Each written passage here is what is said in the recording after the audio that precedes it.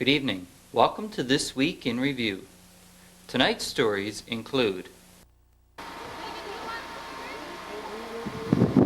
Dirty, look for approval. Okay.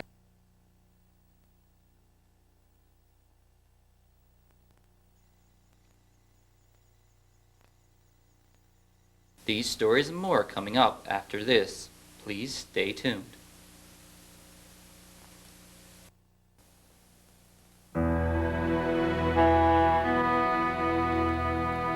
Haunted by her own experiences during the war, Dr. Lotta Hitchmanova started USC Canada to reach out to those in need. USC is working hand in hand with villagers in Africa and Asia to help them find long-term solutions to their problems. Tomorrow begins today with your pledge. I'm Bruce Coburn for USC Canada, 56 Spark Street, Ottawa.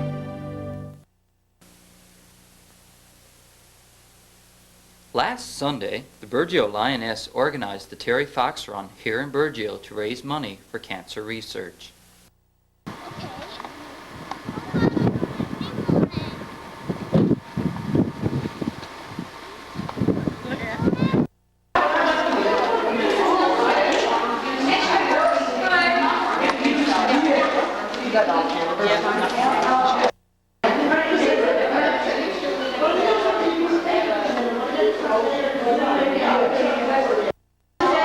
This is the 15th annual Terry Fox Run. It doesn't seem like that long ago, but it was 15 years ago that Terry Fox began this run across Canada. And the run has been held every year in Terry's honor, and all money raised are used in the fight against cancer. There has been very significant gains in cancer research. Although we can't say that cancer has been beaten, we can say there's been serious inroads into cancer. We have made big gains. There are a lot of people living a lot longer today with cancer. So in some form, cancer can be beaten. And we have a little girl here today who's been on Terry's team since she was born almost. You come on up, Tiffany. Here we have Tiffany Sines. Tiffany is a little girl from our own community who's been living with cancer for a long time. She's on Terry Fox's team. She got a special shirt that says Terry's team. She's been on Terry's team for the last five years, 5 runs. And she's going to declare our walk officially open today after I finish one of this field. I just want to tell you about the route. We're going to leave here today. We're going to go up towards Missers, around the bottom, we call it, up to Frank Swift's parking lot. There'll be a juice stand set up there. So go on down across the bridge, out by Freedom Hands, up by Christopher Way. And then we're going to go on down towards the United Church. There will be a juice stand at the parking lot of the United Church. If you have the energy, you can go on all around the bottom. If not, you can come down by Sharon's convenience store. Leave that to your own judgment. Come on up around to the Bank of Nova Scotia. There'll be another juice stand at the Bank of Nova Scotia set up. And then you come on back here to the community center, and you'll get your sticker or your certificate. If it's the first time run, you should have made sure you told the people when you got registered that you need a certificate. Otherwise, you'll get your sticker. I'd like to thank all of you for coming in today. Have fun. Think about cancer. And now, Tiffany, I want you to say that. Terry Fox Run is open. Nice and left. And away we go.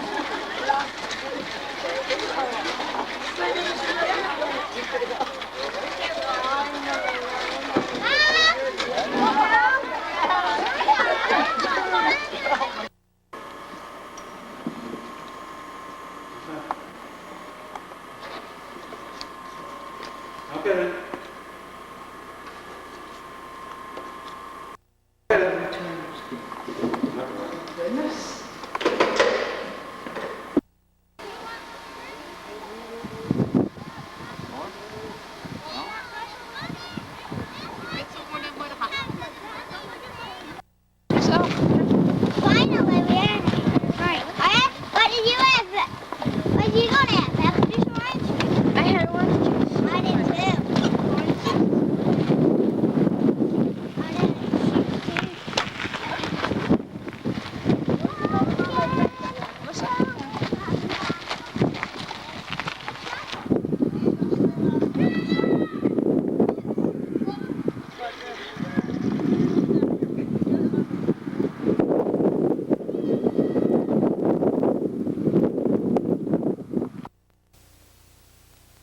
A number of COP programs are on the go here in Burgeo. I spoke with Bruce Vatcher, Development Officer with the Community Advisory Committee, to find out more about the COP program. Bruce, can you tell us exactly what a COP program is? A COP program is one of the, I guess, sections under the Greens project or under the TAGS program. COP stands for Community Opportunities Pool, and what it is people of the community volunteering their time to do projects that are beneficial to your community. Okay, who qualifies under this program? Anybody who's qualified for TAGS are qualified to work on a COP project. It's volunteer, so anyone that works on them, I guess, would have to volunteer for it. How many COP programs are operating in Burgeo at the moment? At the moment, there is approximately 6 COP projects that are ongoing. In the A.J. Matthews Elementary School, I guess there's 2 or 3 going. There's computer assistants, there's a library assistants, and there's student and teacher assistants. There's volunteers in helping in these different areas. We also have a COP project going on the far hall. They put in a wheelchair ramp, making the upper part of the far hall wheelchair accessible, and they're doing many other odd jobs that the fire department needs done around their building.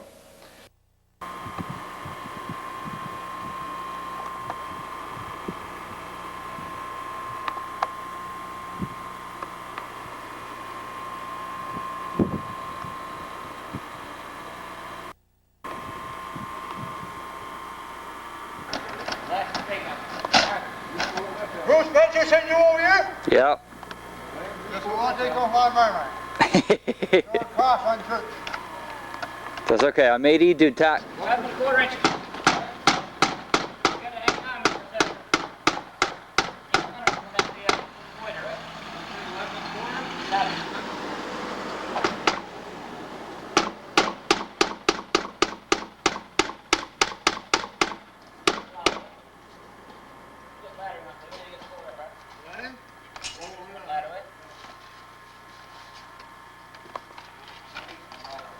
But in case of the fire hall, I think it was $3,000 HRD gave them to help offset the costs. In the case of the shooting range, I know there's another $1,900 we got through HRD to help offset the cost of doing these projects. Okay, how many people are employed through the COP program? Well, not really employed because they're not being paid as such, but how many people do you have working under the COP program at the present time? I can't say the exact number, because I'm not quite sure how many the school has got going over there right now, but I know the fire hall got 8 people, the shooting range has got 6, the Faith United Church got 4 people, and I'm not quite sure how many is going at the school right now. Okay, are there any other COP programs still in the proposal stages? Actually, we've got a COP proposal for a community newspaper approved. We posted it on BBS looking for someone to come forward to volunteer to do this, but we never got anyone come forward. We're working on another proposal now to do some repairs to the Burgeo Public Library over there. They want to get some repairs done on the front and on their doorstep. So I'm working on a proposal to get that's still in the developmental stage. How does a business or organization go about getting a worker or workers under the COP program? Usually, if a business or an organization got an idea that they would like to have done some work done through COP, we ask them to try and recruit people within their organization who are qualified, say through tags or whatever, to become active, or to post it on BBS asking for volunteers to come forward. That's the usual route, is to post it, ask someone to come forward who would be willing to work on such a project, and from there I would assist them in filling out the application, sending it off to HRD to look for approval. Okay, Bruce, is there anything else that you'd like to add? Well, I just think that the COP projects they don't seem like much when you first look at them, but they are, I think, a big help to the community because they're doing worthwhile projects for the community.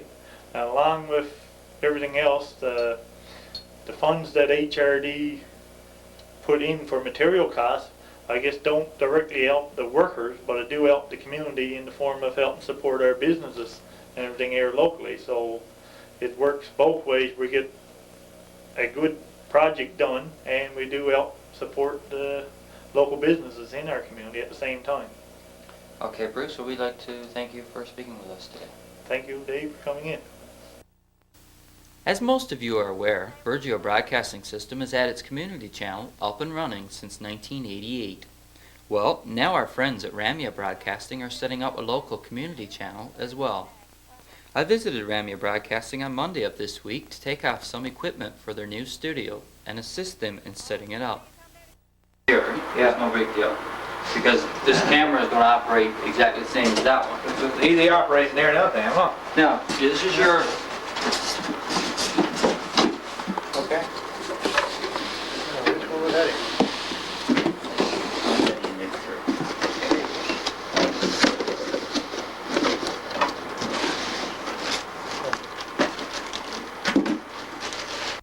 Audio and video. So when you mix audio and video together, you use a symbol, right? Otherwise, insert will be just picture.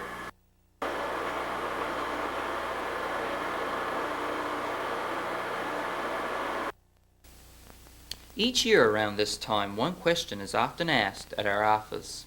When will the Bandwagon be starting? Well, we're pleased to inform you that the Bandwagon will be starting around the end of October.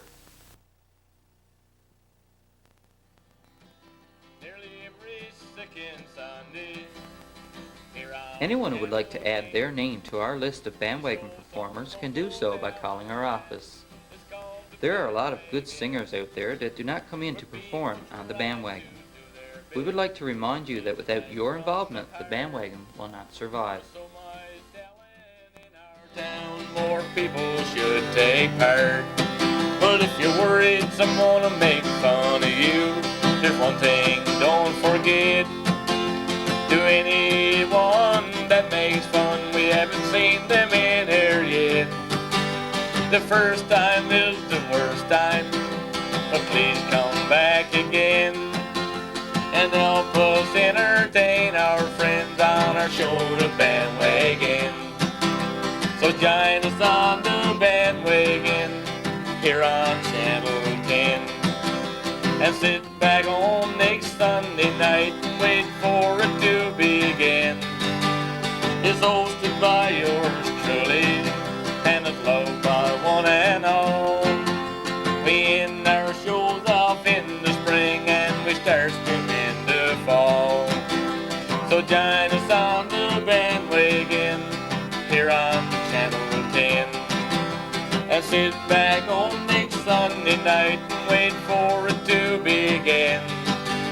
The first time is the worst time, but please come back again and help us entertain our friends on our show, The Bandwagon. And help us entertain our friends on our show, The Bandwagon.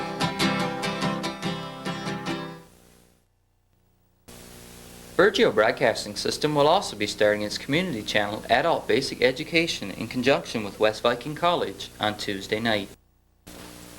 If you would like to upgrade your education, this is one option that is open to you. Or if you are enrolled in an adult education elsewhere, or if you are a high school student, we are here to benefit you as well.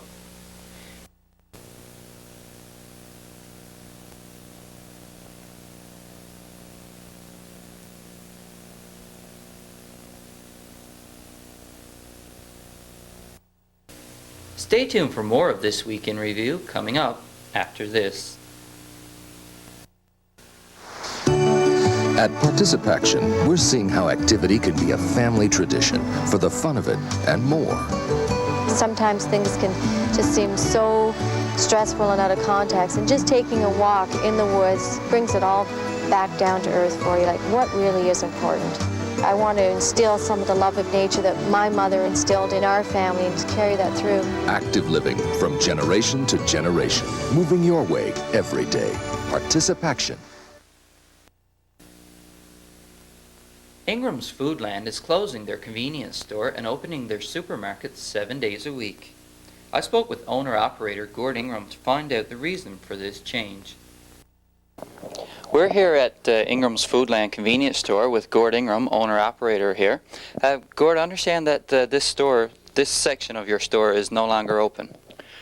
That's right, Dave. As of Saturday, we decided to close down the convenience store and have our main store opened up, excuse me, from, 7 days a week, including Sunday.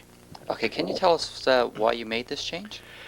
Yes, we found that a lot of people shopping Sunday evenings are coming looking for fresh meats, fresh chicken, that they can't get here in the store. So what's happening is that, excuse me, the girl behind the counter has got to sing out to the guy on the gas bar to come in to watch the store so she can go out and get fresh chicken, fresh steaks, fresh roasts or whatever. So, and there's people coming looking for desserts or whether it be in the frozen foods or whatever. And so having watching that over the past number of months, we decided to close this place down and open up the store 7 days a week. Okay, so what are the new hours for the store now? It's going to be from Monday to Saturday. We're going to be open up from 9 in the morning to 9:30 in the night. And on Sunday, it's going to be from 12 to 6. Okay, Gord, have you made any accommodations for, like, say, people coming to the gas bar that just want a bottle of pop or a bag of chips or something to take on their way across the road? Yes, Dave. The gas bar, as of Saturday, is going to be open up 8 o'clock in the morning until 9:30 in the night. There's going to be pop, chips, burrs, cigarettes, and things available at the gas bar. And hopefully within another month or so, we'll even have it licensed for beer. So really the convenience items is what they'll be able to get at the gas bar when it comes to hitting the road and things like that. Other than that, the store is going to be open up for a bigger variety, more selection. The food store is going to be open up if they should want something extra to take with them. Okay, so what about this area we're in here right now, the convenience store? Do you have any plans for that? Well, right now, Dave, I'd rather not get into that. But we do have a couple of people that's from out of town that's interested into it. But, if somebody wants to come forward and see what the price is for rent, then we'd be open for suggestions. But right now we're just going to play it by ear, see what those people got to offer that's coming in town.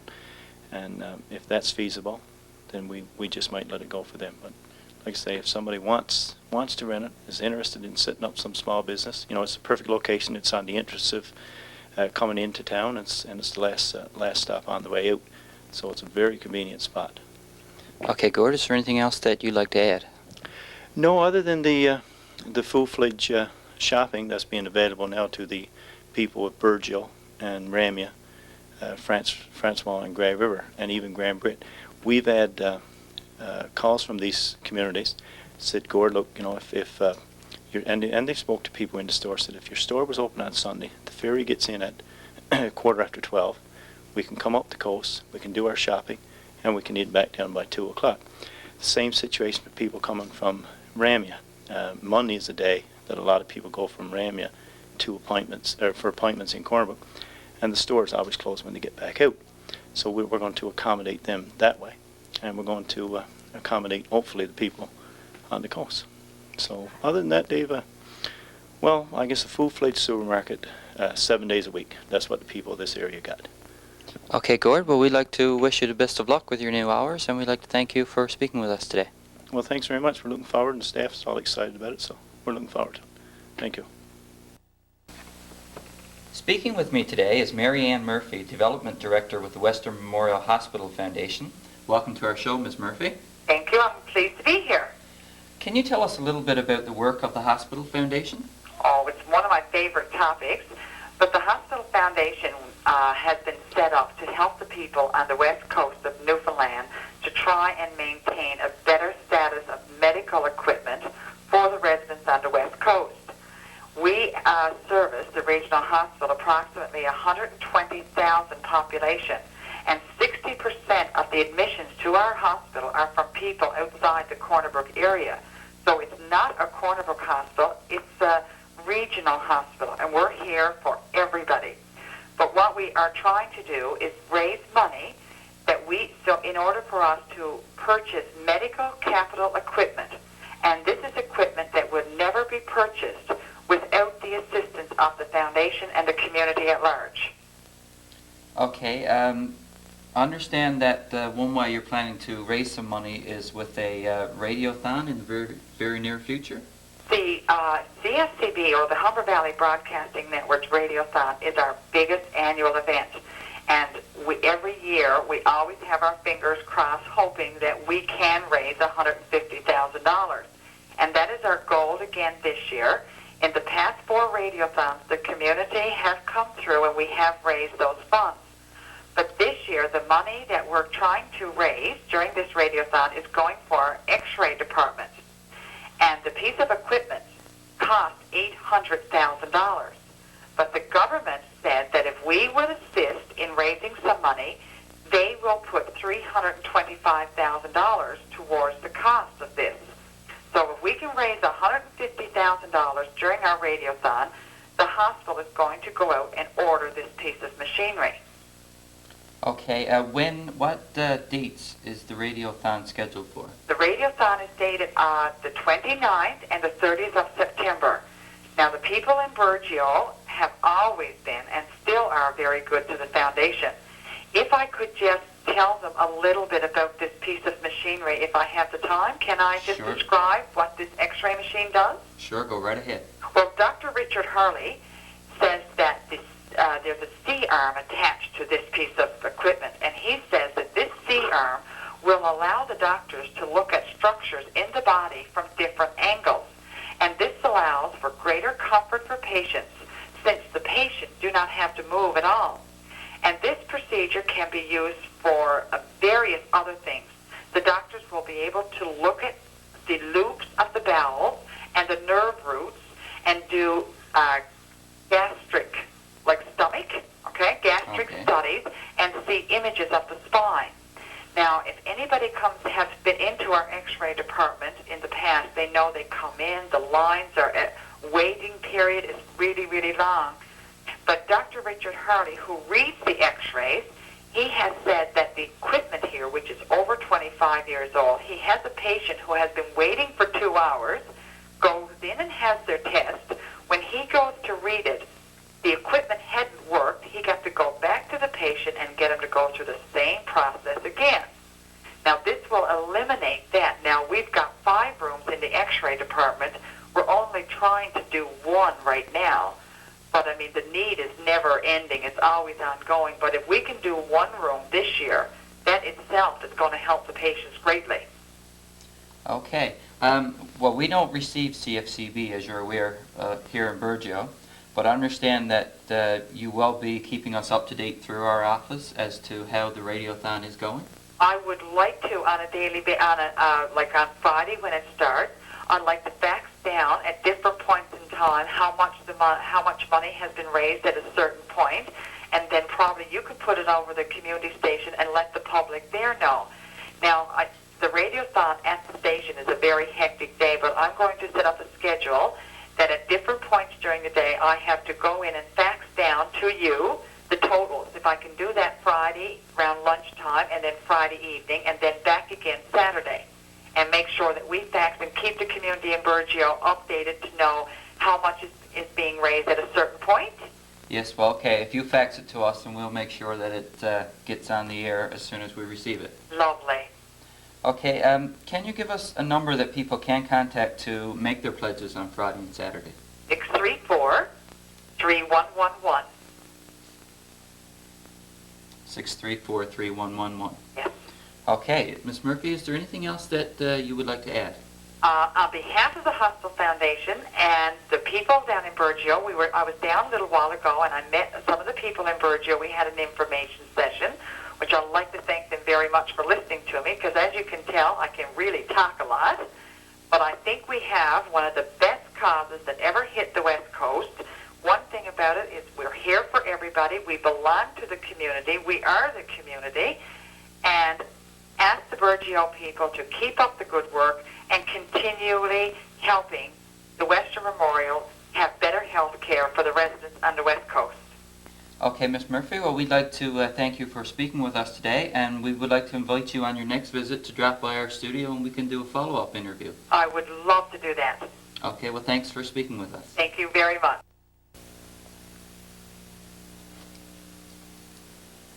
Rise, support decreases. Every day, your hospital is asked to do more. Farming to state-of-the-art technology. This industry is called aquaculture.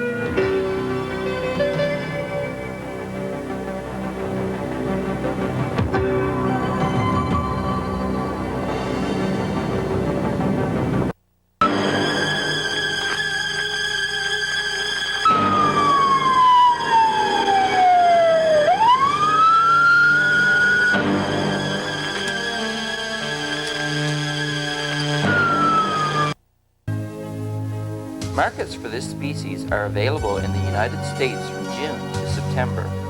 Ipswich's Shell Company, U.S.'s largest... Well, that concludes tonight's program. For This Week in Review, I'm Dave Cooper. Good night.